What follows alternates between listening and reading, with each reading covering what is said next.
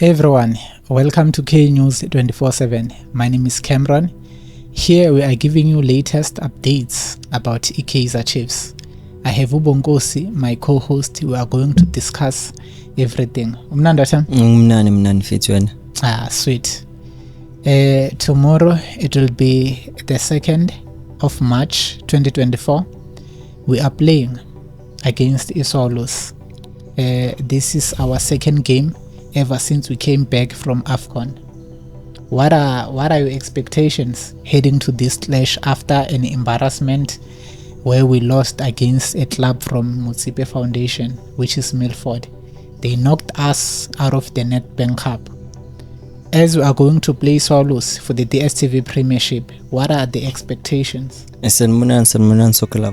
It is very difficult in future to expect anything anymore from KAIZER Chiefs because they are always disappointing. So we don't know. Even tomorrow may want to win and end up drawing because you know how KAIZER Chiefs operate. So expectations are too low for now.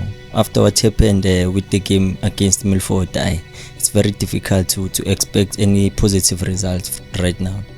So the problem against Milford, was it the coach or the players, according to the way you were watching the game? Yeah, I would say both the players and also the coach. So what are your expectations from the coach? What the coach need to do actually in order to win games? I think the coach must try by all means to see if ever how will he try to manage the game, because we saw it against Milford. The way he did things, it was you wouldn't say that he was a professional coach, because you saw that the team you're playing against isn't attacking, but why you still keeping your structure at the back? And on top of that, instead of trying to add more numbers forward, you bring in a defender. What for what good reason? So we will see which it's very difficult right now, because njengoba izinto zingakhona mfethu angekusho ukuthi i-team enkulu, because manje it seems ngaza sekusela igama ukuthi Chiefs i-team enkulu, but ama stats they prove otherwise. But in the DStv Premiership we played 5 matches, and out of that 5, 2 we played a draw, and then 3 we have won them. What that says? So those are not good results, or now everything is bad because we are out of the competition where we thought it's our last chance to end the trophy drought. Let's be honest about it. Yeah, I must tell you, yes, we are winning, but remember where the wins convincing or just that we were lucky to get those results, because those 1-0 scores in fact it wasn't easy. Because if it wasn't for individual brilliance, we wouldn't have won those games. And also we drew against the Iskukun and also Errol AM, of which we could have won. So now, judging from our past performances, it wouldn't be convincing to say KAIZER Chiefs can get maximum points against Moroka Swallows tomorrow.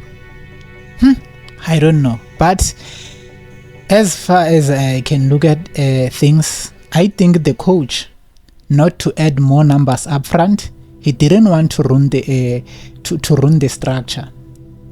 Remember that at the back you always play 4 players, and those 4 players, they are not that tight. We are still trying new combinations each and every time. That day we had Umashiano on the left, and then Ubonile on the right. We had Ulentole Uzita Kunika. Both those players, both our full backs, they were not regular players. So it was a suicide mission. We could see that okay, Milford, they are not attacking. But what if a coach decides to defend with 3 players and then something happens? They caught us with a counter attack. I think he was using a defensive strategy, thinking in mind that anything is possible. Because at the end of the game, that's where we'll see fans coming up with different ideas, blaming the coach for aiding a defender. But what if he did that and then we concede a goal? People would say, what was he doing? We never defended with 3 players. So sometimes we have to understand our formation. We are not used to playing different formation except 4-3-3. That's our original formation, and we are not good at it. We are still trying some new players So changing, I think, could ruin a lot of things, man. But I believe you witnessed on that game that the team that you played against, the entire 120 minutes, they registered only one shot on target. So that should tell you that their mandate was to defend, not to attack KAIZER Chiefs. And also they were losing balls cheaply in the middle of the park. So you could see that KAIZER Chiefs was supposed to use that at their advantage. Try by all means to attack, because the way we were playing, it seems like we were also looking forward to go to penalties, of which we know that for the past encounters we were not lucky in terms of capitalizing and winning in the penalty shootout. Okay, so here the problem is that we need more forward players up front, or is that we need players to be creative? We need players to take chances. What is it exactly needed? I think creating chances and being creative must be one of the priorities right now, because you know that you are lacking in that department. Exactly. So even if we could have added 5 players up front, that will never work. Who is creative in our team? Because we only have Nkosini Ngcobo, and so far he's not giving us his best. He tried with a long range that day, he did his best, but to be honest, we don't have a good combination going up front. We can't break Ilentole, Ibond. That's the problem. So they did their homework very well. They know that we don't have skillful players. We don't have players who can play tiki-taka quick, lapaya up front. So I think we need a proper midfield. Castillo, we tried to play Castillo because the fans were always complaining why the coach is not playing Castillo as a central midfield to replace Matt. That happened. But still, we didn't see Castillo. He was not producing those passes. He's not himself lately. Remember, Pele, these PSL clubs, is not like they were not noticing how Castillo operates. So they've tried by all means to figure something out on how to nullify him, to make him not to be that much of a threat anymore, because they know in terms of taking what can I put it in this way, taking those late runs into the box. They know that, okay, if we can try by all means to make sure that he doesn't do that, we know that he has no threat anymore. So I think the coach must try to get the best out of the players in terms of maybe of their tactics and how they are good, their abilities, because we know that they have talent, but they are not playing to their potential. So it's pointless, because we can try by all means to say maybe the coach is not good, but the players also must play a role, because how many times have we changed coaches but still we have the same players? We brought 11 players, but there's no difference. Hey. Yeah, in the way KAIZER Chiefs. But I think our players, they are also held accountable for all these poor results. To be honest, we don't have a proper striker. Even the coach can prefer to play Ashley Dupreez as a center forward, while we have 2 strikers, which is Chivaviro and Gonzalez. You could see that the coach no longer believes in these strikers that we have, but they can give us something. I think we need a striker like Shalulile, someone who can also ball, not someone who will stand there like as a robot. We don't have suppliers, so it's a chain. Our midfield, they need to work hard for our strikers in order for them to convert those opportunities into goals. But when there's nothing, there's no supply from the midfield, you can't expect our strikers to perform better.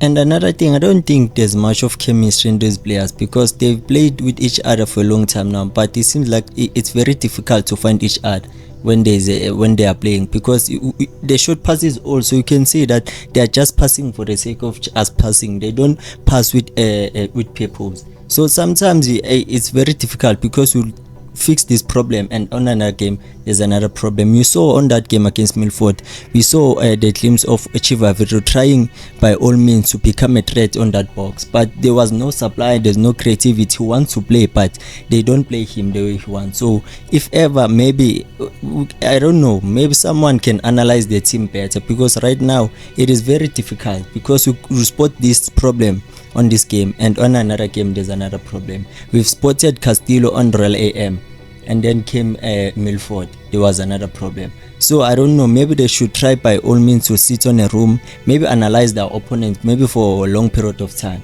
But we have this guy, is Yusha. What is he doing? Because his job is to analyze the games. So now we are going to play Swallows. We all know with Swallows they are struggling. Everything is new there. All their top players are gone. Abu Andelejal. The only player left up front is Kapatino Mango. That's the only threat. So definitely they know our defense, if they can keep an eye on Mango, there's no threat on Swallows. And they also have a new coach.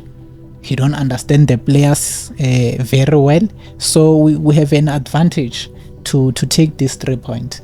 But only if we can convert our chances into goals. We become blank in most cases. The moment we jump a center, we become blank. We don't know what to do with the ball. So I think we are not creative enough. We are not creative enough, to be honest. I think another thing is that the hunger to play football is not there anymore. The players are just there to receive their salaries, because when you can see their performances don't even testify to how they earn. You can't say Dole is earning 1.43 or 45 million, but their performances are not proving that. So sometimes you could see it, maybe if ever they could balance these salaries, earnings, maybe there could be a change, because right now you can see that everyone is playing for himself. The salaries, they did the same thing at Mamelodi Sundowns. All the players now, they earn similar. The difference maybe can say is 200k or 300k.